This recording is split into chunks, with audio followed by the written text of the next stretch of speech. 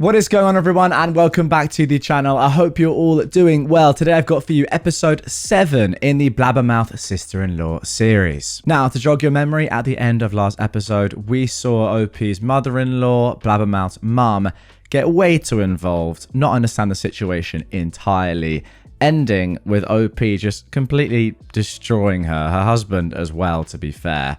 And them saying, you know what, you're on a timeout. We're not going to see you again for a long time. In this episode, I've got 3 more posts for you with updates on so many characters involved in this story. Just in case you don't know what I'm talking about, and this is the first episode you've seen of this series, go down, link in the description and also in the pinned comment, and click the playlist, the Blabbermouth sister-in-law playlist, and start from episode 1 and work your way through.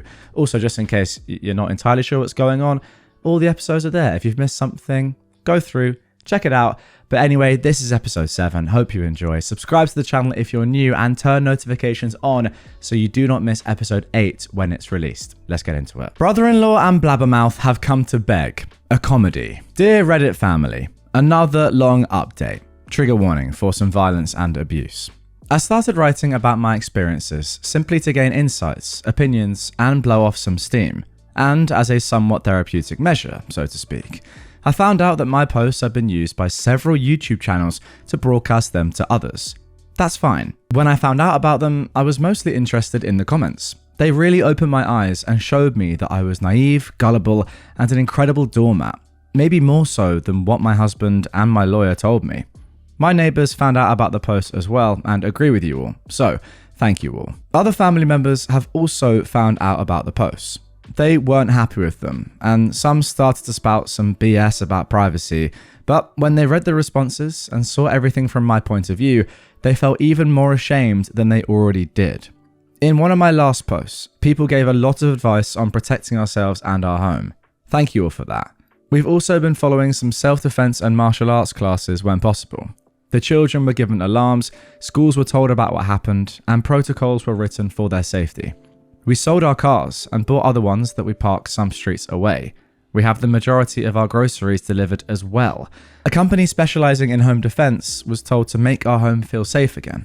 We have a contract with that company, so in case anything hits the fan, they know to haul their butts our way ASAP. Local law enforcement also has a big red flag attached to our phone numbers and address. We don't expect a lot now, but better safe than sorry. We've certainly learned that. The neighborhood watch is a success. We have had a lot fewer attempted break-ins and thefts.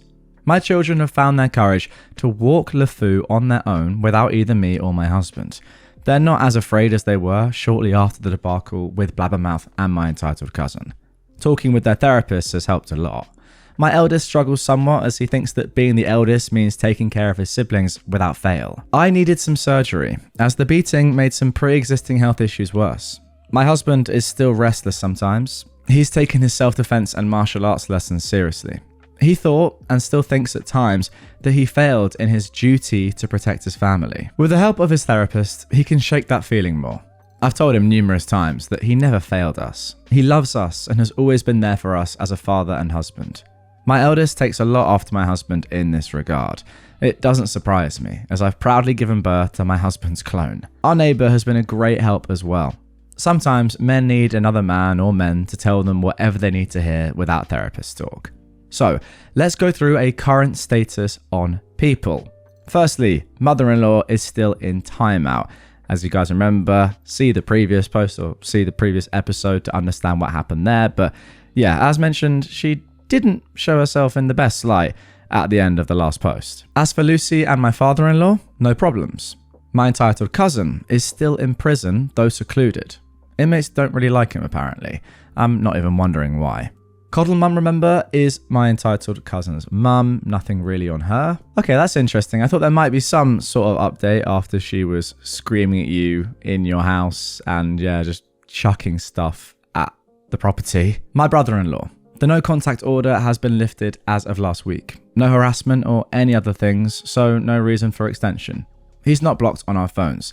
If people want to dig their own graves, then I'm all for helping them. Blabbermouth. Now she is still in prison. Woe is me attitude. Only our lawyers talk with each other and with the prosecutor. The hell hag still has an active no contact order. She's been blocked on my phone, but not on my husband's. Same reason as with my brother-in-law. Our lawyer friend, hero without a cape, devil without horns, worth every penny, cent, dollar, etc. Blabbermouth's lawyer is of course still very actively involved. My brother, my 1.89 meters tall brother, has the build of a tank, is strong as one, is kind-hearted, is a no-nonsense man. So this is a new character being added into the story here. As is my brother's partner, my third sister-in-law in this story, Maggie. Then of course we still have our lovely, amazing new neighbours with Frou-Frou, their loving dog, another hero without a cape who will take snacks and cuddles as his reward.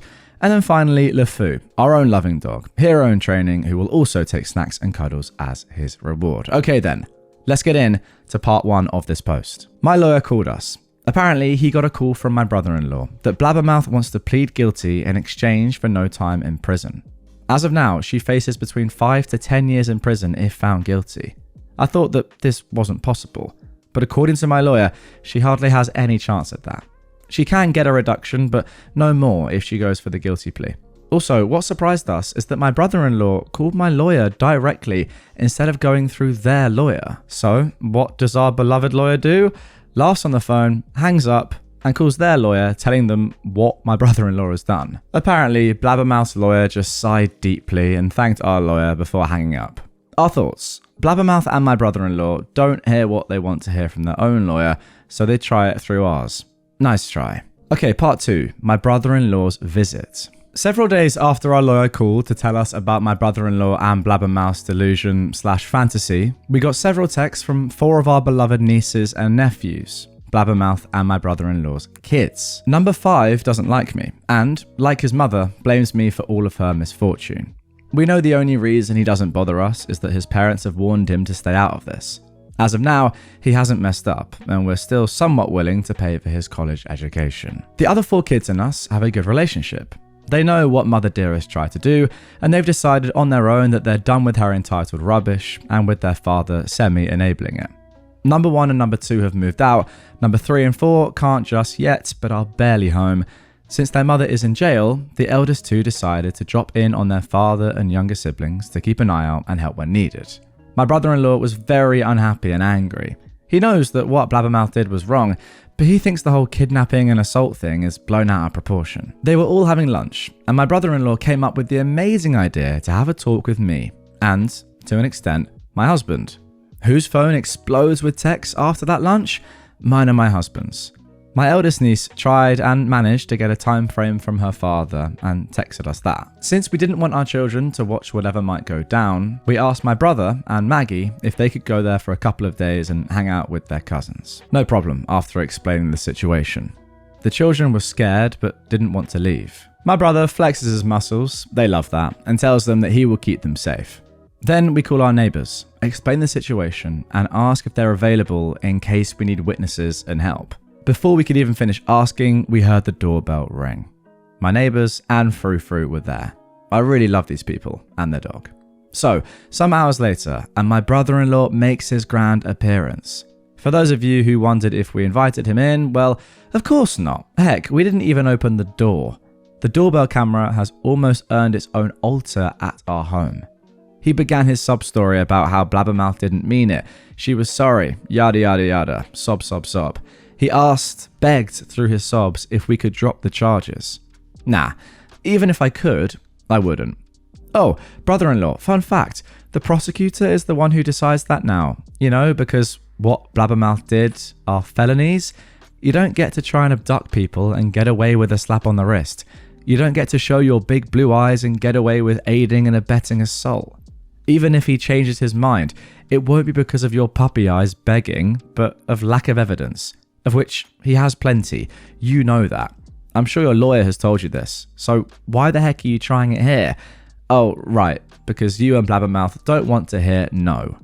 Last but not least, me and my husband and children will be a lot safer if her entitled behind is in jail and not polluting the free air with her sense of entitlement. After hearing this piece of information, my brother-in-law became angry. Family this, family that, more family helps each other rubbish, and the golden phrase was, but she's family, and you don't hurt family.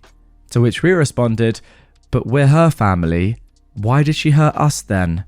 No response. He just stood there. Then he started cursing, how I was an S word, a B word, and that it was all my fault. Sure, brother-in-law, blame the one who helped pay off your mortgage and your children's tuition because all we wanted was to help family. If you don't want the money, then we would like to have it back. Would you like to pay it back all in one go or use a payment plan? Yes, we were semi-teasing. He raged on about that. How dare you? And it's not funny. Of course it isn't funny, but what isn't funny either is that Blabbermouth only accepted me when it suited her and when things happened the way she wanted. If not, she would try to manipulate things and people so she could still get something of what she wanted. We helped you, and when we say no to an absurd request, she loses her ever-loving mind. She destroys relationships, the good and the neutral ones. She destroyed our feeling of safety and our health, so on and so forth. For what? A holiday of which I know you have the money for, or at least for a good part of it? You don't like that she's in jail. That's fine. She reaps what she sows. You and Blabbermouth should talk to your lawyer to see what can be done about this with the least amount of damage. Family means nothing to you and Blabbermouth when it doesn't get you anything. Go away. We'll call the cops and see if we can get more no contact / restraining / C&D orders shoved up your behind. Oh, and don't try anything stupid. Look at my entitled cousin and Blabbermouth to see how that worked out. After saying something along the lines above, he left. We made a copy of the video footage, called the police, and went through the entire process again. Our lawyer came by for a visit and was baffled and actually sighed. He simply can't understand their thought process. It turns out Coddle Mum was also giving him a rough time by basically demanding he does something about her son being in jail. So he did something. He basically told her to shove off in a legal way unless she wants to spend money on her own lawyer and deal with the unpleasant side effects from such legal papers. Like I said earlier in the post, I needed surgery, and the nice lady from next door has offered to stay when my husband is away to help me and keep an eye out. She can work from home and help out in case the family nut jobs return. She's become more than a friend. When she isn't working, we talk a lot and got to know each other on a deeper level. It turns out she'd actually been in a similar situation with an ex gone bonkers, even after she got together with her now husband, and they try to help whenever they can, as they know the anxiety, insecurity, and fear. No ex problems for her, thankfully. I'm not quite sure what to make of what I've just read there. I don't know the funniest thing, but when OP said at the title that it's a comedy, I mean, you were just 100% right. Like, I don't know what's funnier. Forgetting about your own lawyer, swerving him, and going to the opposition's lawyer to see if they can do anything about your current situation. I mean, how crazy is that? Or when a case is already like underway, going to the people that have charged your wife and saying, actually, would you mind actually just pulling it now? Despite the fact that like it's out of their hands now. Like, this is happening. But anyway, very funny story. Let's get into our next post, which is a little update. Do you see that? That's your college fund waving goodbye. A small but worthy update. This time it's about Blabbermouth and my brother-in-law's youngest child, an 18-year-old guy. I'll call him Entitled Apple Kid, as apparently the apple doesn't fall far from the tree. All right, I'll call him Apple. So, Apple is set to start college in September if everything goes well. As some Redditors might know, I have a college fund for some people in the family, and Apple is included. These funds have strict stipulations and only cover books and tuition. No extracurriculars, housing, or living expenses. If they want to move out and live elsewhere, that's on their own dime. At the start of this whole drama, the eldest had already finished college. The second is set to graduate this year, and the two middle ones are currently busy with college. Apple is the last in line. With everything that's happened, he has reared his head from time to time, making offhand remarks, and, in the beginning, demands for money. We made it very clear, in words and on paper, that if he continued with this behaviour or did anything unlawful, he could wave his funds goodbye. My husband and I have always operated on the belief that a child shall not suffer for its parents' blatant stupidity, but if they choose to be stupid themselves, they shall reap what they sow.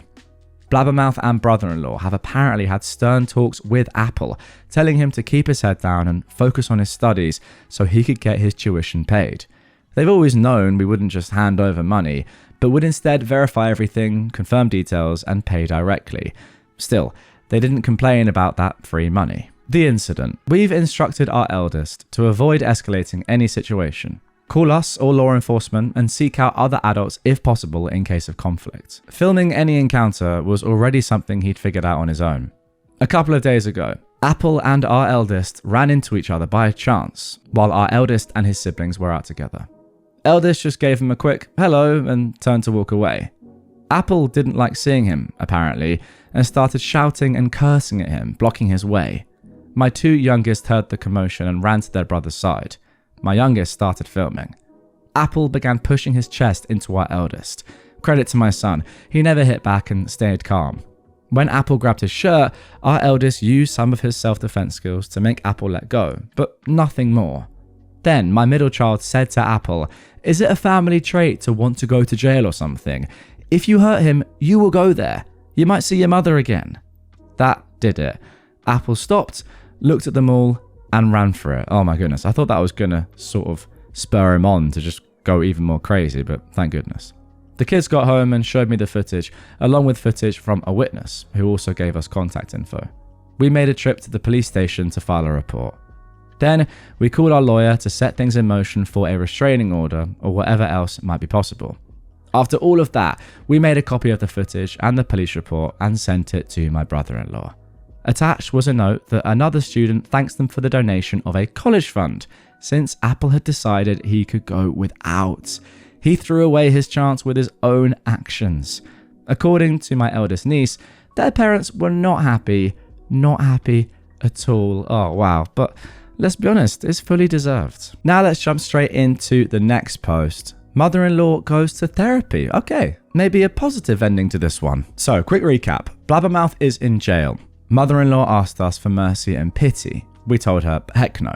We told my mother-in-law to get therapy, and then we went no contact. People in this one are my mother-in-law, who, overall, is a good woman, but her love for her daughter Blabbermouth makes her utterly and completely blind. We are currently no contact with her.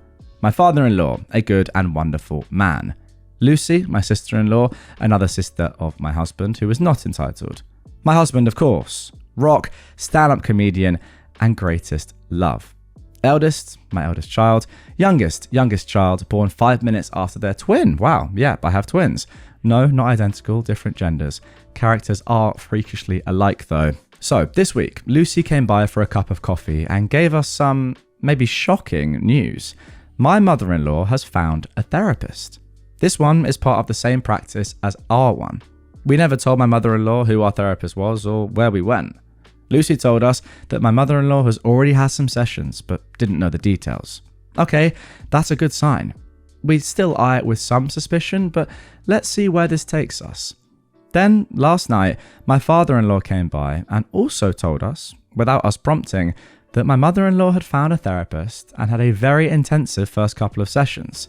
My father-in-law had joined in a few of them, so the therapist could gather other perspectives. He didn't tell us before because he wanted to be sure it wasn't a one-time thing. Apparently, his wife came home after a session, and when my father-in-law asked how it went and how she felt, she said something like, "I really made stupid mistakes, didn't I?" When he asked why she thought so, she told him that what he'd said to her, see the previous post, was something the therapist had also said. The therapist apparently said something along the lines of, "To love a child isn't wrong, but the actions caused by that love can do wrong to the child and, to an extent, others as well," or something like that. She seemed very sorry and said she better understood what went wrong. My mother-in-law is finally beginning to understand the consequences of her actions. Hallelujah! We remain no contact for now.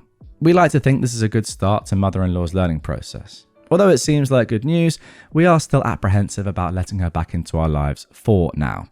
Our therapist knows about all of this and has asked us to consider family therapy. We're thinking about it, but we want my mother-in-law to truly understand why her actions drove us to go no contact. Let's see what this brings. Wow, that is a great update. I'm going to be honest, I wasn't actually really expecting her to go through with that either. I'm still not 100% sure. Do you really need a therapist to tell you stuff that's that obvious? Clearly she does, but maybe it's just because we're on the outside of all of this and I don't have any children involved in this story, but like it's the most obvious thing ever. Yeah, you still love your kid, but condone their actions at least. And also, especially when it's at the expense of one of your other children and their family. I don't think you should probably need a therapist to like tell you that's an obvious thing to sort of think about, or a way of thinking. But yeah, clearly this woman does. But yeah, I'll stop being cynical. At least this is a positive thing. Anyway, guys, that is going to do it for this episode. Really hope you enjoyed it. If you did and you want to see more right away, maybe it's your lucky day. Maybe episode 8 is already out. If it is, it may well be on screen. If not, check the playlist down below to see if it's out as well. As soon as it is out, it will be in that playlist. Or the easiest thing to do, subscribe to my channel and turn notifications on so you know when it comes out. I will see you there. Thanks for watching and listening as always.